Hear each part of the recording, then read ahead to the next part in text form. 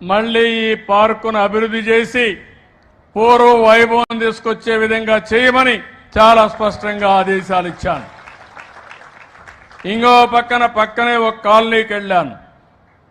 ఒక 1/2 ఎకరా ల్యాండ్ ఉంది కామన్ పార్క్ కింద. దాన్ని వదిలిపెట్టారు. ఈరోజు గ్రామస్తులు చుట్టుపక్కల ఉండే వాళ్ళందరూ ముందుకు వచ్చారు. ఆ కాలనీ వాసులందరూ ఒక 30 లక్షల రూపాయలు డొనేషన్ ఇస్తున్నారు. మేము ఒక 30 లక్షలు ఇస్తున్నాం. ఒక 60 లక్షలతో అక్కడుండే జనాభాకి ఒక ఆహ్లాదకరమైన పార్క్గా తయారు చేసే బాధ్యత, ఆ బాధ్యత కూడా అక్కడ ఉండే వాళ్ళకి ఇచ్చే బాధ్యత మేము తీసుకుంటామని చెప్పి కూడా నేను మీకు తెలియజేస్తున్నా. ఇవన్నీ కూడా మీరు ఎందుకు చెప్తున్నానంటే, ఒక బాధ్యత కలిగిన ప్రభుత్వం వచ్చినప్పుడు ఆ బాధ్యతకు మీరు కూడా సహకరిస్తే ఇవన్నీ కూడా సాధ్యం అవుతాయి. నేను ప్రతి నెల 3వ శనివారం స్వచ్ఛ ఆంధ్రప్రదేశ్ పెట్టాను. ఈరోజు మీరు చూస్తున్నారు, నా పక్కన కూర్చునింది ఎవరైతే మున్సిపల్ కార్మికులు పక్కన కూర్చొని పెట్టానంటే వాళ్లకు నేను గౌరవిస్తున్నా. మన ఆరోగ్యాన్ని కాపాడే వ్యక్తులు ఎవరంటే ఇక్కడ కూర్చున్న వ్యక్తులు. ఒకప్పుడు వాళ్ళ పట్ల చాలా చులకనగా చూసేవాళ్ళం. ఈరోజు మన అందరిలో కూడా గౌరవం పెరిగింది. మన ఆరోగ్యాన్ని కాపాడుతున్నారు, మన కోసం పనిచేస్తున్నారు. ఎవరు చెయ్యని పని వాళ్ళు చేస్తున్నారు. అలాంటి వాళ్ళని మానవతా దృక్పథంతో చూడడమే కాకుండా సమాజం గౌరవించాల్సిన అవసరం ఉంది. ఈ విషయం మీరు గుర్తుపెట్టుకోవాల్సిన అవసరం ఉంది. అలాంటి వారి జీవితాల్లో కూడా ఎన్నో సమస్యలు ఉన్నాయి. వాళ్ళకు కూడా హామీ ఇస్తున్నాం. భవిష్యత్తులో మున్సిపల్ కార్మికులు ఎవరైతే ఉన్నారో వాళ్ళందరినీ ఆదుకునే బాధ్యత ఈ ప్రభుత్వం తీసుకుంటామని చెప్పి మీ అందరికీ హామీ ఇస్తున్నాం.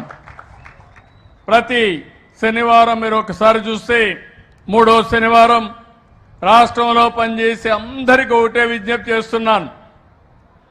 30 రోజుల్లో 29 రోజులు మన కోసం పనిచేద్దాం.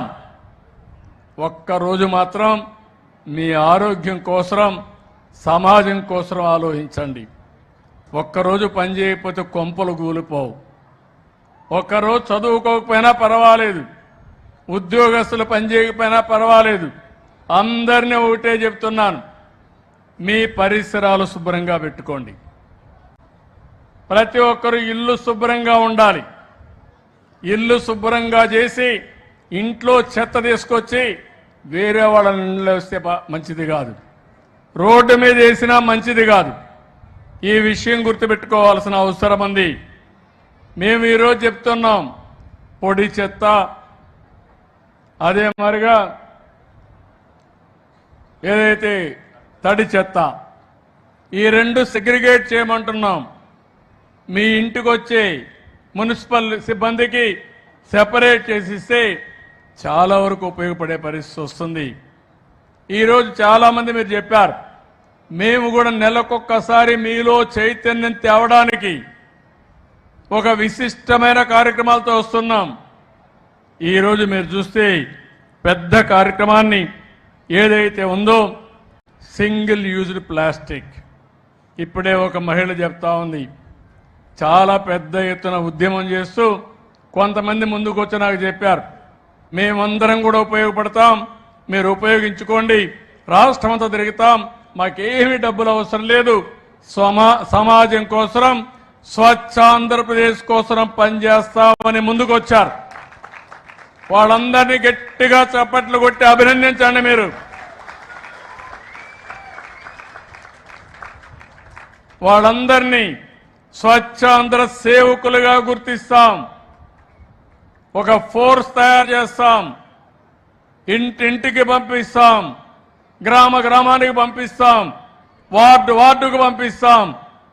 మీలో చైతన్యం తేవడానికి, అదే మరిగా నాలెడ్జ్ ఇవ్వడానికి పనిచేస్తామని చెప్పి కూడా నేను మీకు తెలియజేస్తున్నా. ఈరోజు మీరు ఒకసారి చూస్తే ప్లాస్టిక్కే కదా అనుకుంటాం.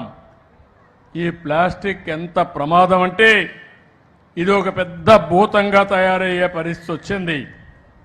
ఎక్కడికక్కడ ప్రకృతిని పూర్తిగా సర్వనాశనం చేసే పరిస్థితికి వచ్చింది. ఈరోజు ఈ యొక్క ప్లాస్టిక్ని పశువులు కూడా తినడం, తద్వారా పశువుల ఆరోగ్యం పూర్తిగా పోయే పరిస్థితి వచ్చింది. ఇది కాకుండా అలాంటి పశువుల వల్ల మనకు కూడా ఆరోగ్యం పూర్తిగా చెడిపోయే పరిస్థితి వస్తూ ఉంది. ఇంకో పక్క ఎక్కడ కూడా మీరు చూస్తే ప్లాస్టిక్ అనేది భూమిలో కరగదు, ఎక్కడికక్కడ నిలిచిపోతుంది. ఈరోజు ఎక్కడన్నా కానీ మున్సిపాలిటీలో మీ యొక్క మున్సిపల్ డ్రైన్స్లో కనబడితే ఎక్కడికక్కడ చోక్ అయిపోయే పరిస్థితి వస్తుంది.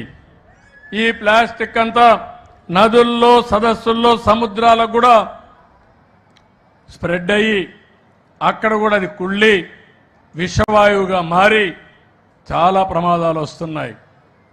దీనివల్ల మనం తినే తిండి కూడా కలుషితం అయిపోతా ఉంది. ఈ విషయం మీరు గుర్తుపెట్టుకోవాల్సిన అవసరం ఉంది. ఒకప్పుడు పశువుల కోసమే అనుకున్నాం, కొన్ని పశువులు ఉన్నాయి